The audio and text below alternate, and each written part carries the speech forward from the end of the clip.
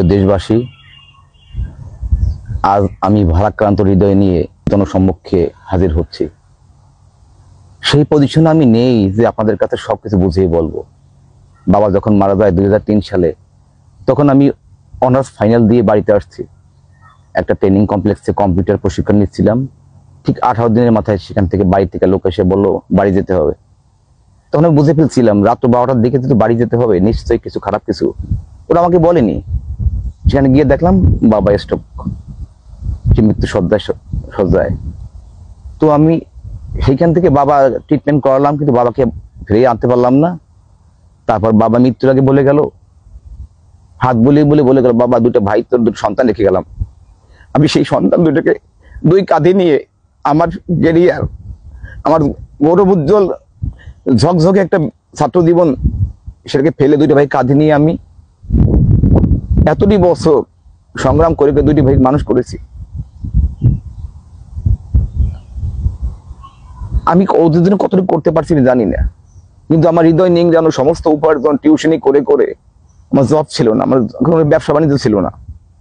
নিজের বাড়ি ফেলে মামা বাড়ি এসে আশ্রয় নিয়ে সেখান থেকে ভাড়া বাসায় থেকেও ভাই দুটোকে মানুষ করছিলাম, কিন্তু শেষ রক্ষা হলো না। আমার প্রাণ প্রিয় ভাই আমাকে ছেড়ে চলে যায়।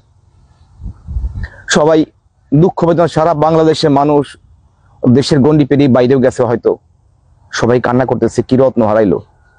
মা হারাইছে তার সন্তান, আমার ভাই বউ হারিয়েছে তার স্বামী।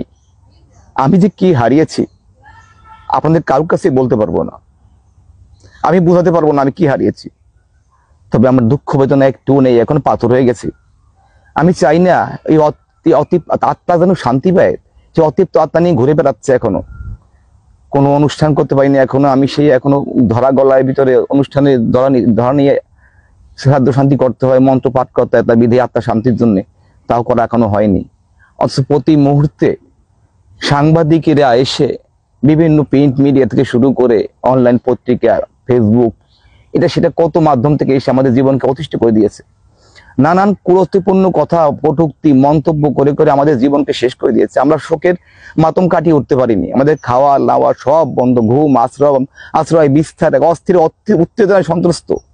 তার মধ্যেও একটু বেঁচে থাকার জন্য আমার দুটো সন্তান, আমার মাও তোমার সন্তান হয়ে গেছে। এখন পৃথিবীতে মায়ের চেয়ে বড় ধন আর পৃথিবীতে নেই। মা পাগল হলেও তাকে বেঁধে খাওয়াতে হয়। আমি তো বড়, আমি কি করব? এখন আমার দুটো সন্তান, মা, আমার স্ত্রী, আমার ভাইয়ের বউ। পলাশ তো চলে গেছে, পলাশের বউ কিন্তু আমার ঘরের এখনো কিন্তু স্বাভাবিক নিয়ম ধর্মীয় মতে, কিন্তু সেও কিন্তু আমাদের ভাইয়ের বউ এখনো। আমার কার প্রতি কোনো অভিযোগ নাই।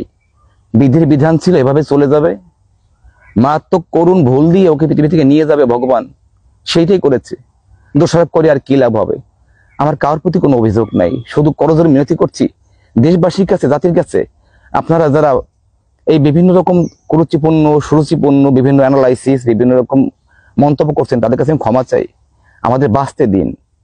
আমরা কি হারিয়েছি আপনারা হয়তো অনুভব করেন, কিন্তু এভাবে না করে সান্ত্বনা দিয়ে যাতে দুইটা পরিবার ভালোভাবে থাকতে পারে, মেয়েটাও যেন সদ্গতি হয়, আমার ভাই যেন আত্মার শান্তি পায়, আর আমাদের বেঁচে আছি পৃথিবীতে আমার ভাই দ্বারা মাকে নিয়ে বাঁচতে পারি, তার ব্যবস্থা আপনারা করবেন, এই দৃঢ় প্রত্যয় রাখি। আমি আবারও ক্ষমা চাই।